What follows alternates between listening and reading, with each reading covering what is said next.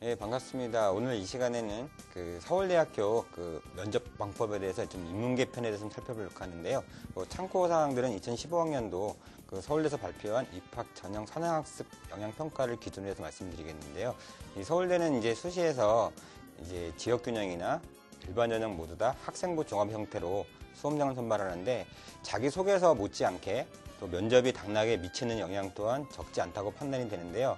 이 정시는 수능 100% 전형이긴 하지만 이 사범 계열에 한해서는 교직 적성 및 인성평가를 가산점 부여 방식으로 적용하고 있다는 점도 수험생들은 좀 유의해야 될 부분인데요.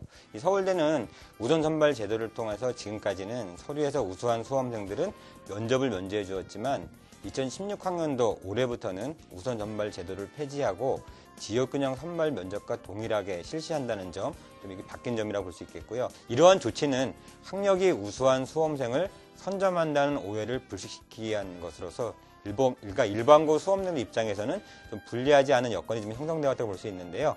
그렇다면 최종 합격에 영향을 줄 수 있는 서울대 면접은 어떤 방식으로 좀 이루어지고 무슨 문항들로 구성이 되었는지 한번 다 같이 살펴보는 시간을 좀 갖도록 하겠습니다. 첫 번째로 이 수시 선발 유형 중에서요, 지역균형 선발 전형과 기회균형 선발 전형 특별 전형이 있는데요. 이 기회균형 선발 특별 전형의 일은 기초생활수급자 및 차상위 계층, 농어촌 전형 학생에 해당이 되는 거고요. 정시의 기회균형 선발 전형 특별 전형 2가 있는데 요거는 특수교육 대상자 및 북한 이탈 주민이 되기 때문에요. 이 대상자를 잘 여러분들이 좀 살펴보시기 바라겠고요. 이 그러니까 별도의 면접이나 구술고사 문항 없이 제출한 서류만 가지고 내용의 진위 여부와 기본적인 학업 소양을 평가하는데, 이 세월호 사고를 겪었던 단원고 수험생들은 기회균형 특별전형 1에 2016학년도 입시 한해서 지금 포함시킬 예정인데요.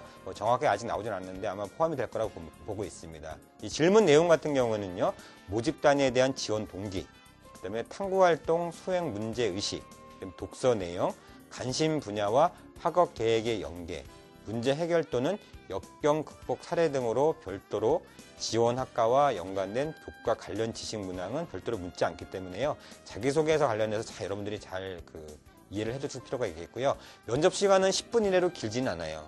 그렇다면 이제 자기 작성된 내용이 정말로 사실인지, 그다음에 또 학생부 비교과에 기재된 영역 활동들이 정말로 여러분들이 잘 알고 있는지를 여러분들이 보시고 면접에 임하는 것이 되게 중요하다고 보시면 될 것 같고요. 두 번째는 수시의 일반 전형은 모집 학과별로 출제 문항이 좀 다르긴 하지만 인문계열은 인문학, 그다음에 사회과학, 수학 영역에서 공통 문항을 출제하고 있는데, 이 공통 출제 문항은 각 영역별로 2세트 3문항이고 사범대학 같은 경우에는 교직 적성 인성평가는 2세트 6문항의 출제 형식을 좀 취하고 있어요.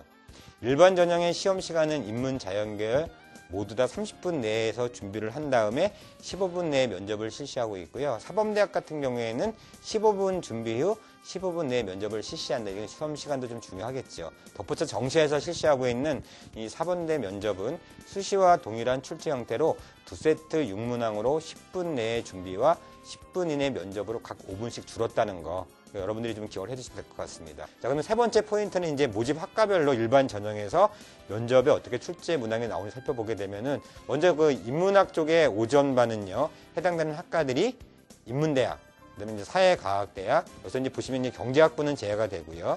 그다음에 간호대학, 그다음에 사범대학, 수학교육과는 제외가 되고요.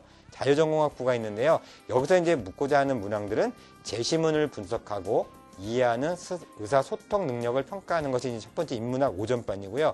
5반 같은 경우에는 이 간호학과가 이제 빠지고요.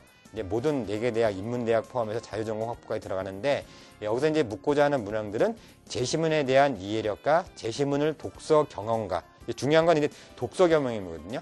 독서 경험과 연결하는 창의력을 평가하는 부분이고요. 이 사회과학대학 같은 경우에는 오전에는 경제학부, 그다음에 이제 경영대학, 농경제사회학부, 생활과학대학인데, 생활과학대학 내에서는 식품영양학과가 제외가 되는데요. 여기는 이제 문항수가 이제 2개인데요. 첫 번째 문항은 제시문에 대한 이해력과 추론 능력 평가. 두 번째 문항은 제시문을 토대로 두 개의 사례를 비교하는 분석력 평가 이런 부분으로 사회과학반 오전 평가를 하고요. 그다음에 또 이제 다른 학과들 또 있잖아요. 사회과학부에는. 그래서 이 사회과 관련해서는 인문대학, 그다음에 사회과학대학, 경제학부는 제외하고요. 간호대학, 그다음에 사범대학에서는 수학교육과를 제외하고 자유전공학부. 여기 이제 사회과학 5점 쪽에 이제 들어가는 친구들은요. 제시문을 토대로 해서 두 개의 사례를 비교하는 분석력 평가를 하고 있다라고 보시면 될 것 같습니다. 근데 사회과학 쪽에 이제 5호반 같은 경우에는요. 인문대학, 사회과학대학, 사범대학 여기서 이제 수학교육과가 제외가 되고 자유전공학부가 이제 해당이 되는데 여기서 이제 내는 문제들은 제시문의 현상에 특정 이론적 틀로 접근을 해서요. 논리적, 그다음에 이해력, 분석력, 창의력을 평가하는 것이 이제 사회과학 5 이제 반이라고 보시면 될 것 같습니다. 자, 그럼 이제 인문개혁 수학 쪽은 어떻게 이제 5점반은 나오냐면 이제 먼저 이제 해당되는 학과들은 경제학부, 경영대학, 농경제사회학부, 소비자아동학부, 의료학과, 자유전공학부인데 이거는 총 3문항의 출제가 되는데요. 첫 번째 문항은 경우의 수에 관한 기본적인 계산 능력 평가. 두 번째 문항은 기초적인 확률 개념의 활용 능력 평가. 세 번째 문항은 응용 문제로 난이도가 높아진 경우의 수를 셈하는 능력 평가인데 이 세 번째 문항은요. 첫 번째 나왔던 경우의 수 기본적인 계산 능력을 좀 더 업그레이드해서 응용 문제를 출제한다는 부분을 여러분이 좀 이해를 해두시고 세 번째 문항이 가장 좀 난이도가 높다라고 생각하시면 될 것 같아요. 그다음에 인문계열 수학 5점반을 좀 보게 되면은 여기 같은 경우에는 경제학부, 경영대학, 농경제사회학부, 소비자아동학부 그다음에 이제 의료학과가 이제 해당이 되는데요. 여기 같은 경우는 이제 두 가지 문항이 이제 또 나오는데요. 이제 행렬의 풀이 과정을 통해 행렬의 연산법 습득 여부 평가.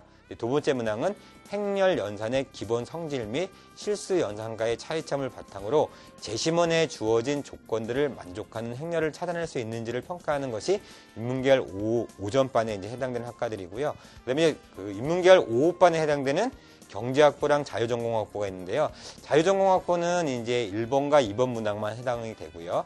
경제학부는 총 5가지 문항에 해당이 되는데 이 첫 번째 문항은 기본적인 경우의 수 이론을 통해서 상황 능력을 평가하는 거고요.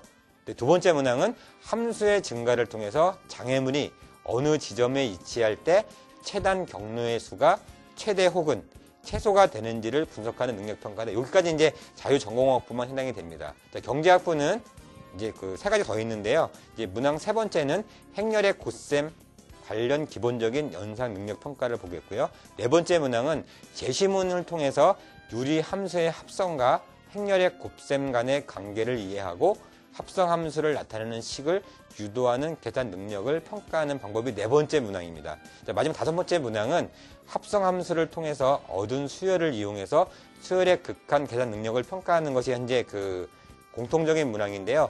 여기서 이제 각 모집학과별로 면접 출제 방향을 좀 종합을 해보면은요. 인문학 문항 같은 경우에는 합법과 작문, 그다음에 독서와 문법 등의 국어 영역을 통해서 우리의 언어 생활에 관해서 다양한 측면을 이해하는 능력을 평가하고 있는데 이 교과서를 좀 이용한 부분들은요. 국어 상하권을 통한 강 16종을 비롯해서 총 72종을 활용해서 지금 현재 인문학 분야 문제를 냈고요. 사회과학 분야 같은 경우에는 민주주의와 개인, 그다음에 도덕적 관념 등 사회탐구 10개 과목을 종합한 각 과목에서 중요하게 다뤄지는 핵심 사항에 대해서 수험생들의 평소 가치관이나 사회 현상을 바라보는 안목 등을 평가했는데 교과서는 사회문화 3종을 포함해서 총 54종을 활용해서 사회과학 분야 문제를 냈고요. 이 수학 분야 같은 경우에는요. 단원별 기본적인 개념을 통하여 사고력 평가, 그다음에 추론과 창의력을 평가하는 논리력 등이 그 핵심인데 2차 함수나 행렬, 미분과 적분 등 고교에서 배운 내용을 수능형 문제보다 좀 더 높은 수준에서 지금 현재 평가하고 있는데요.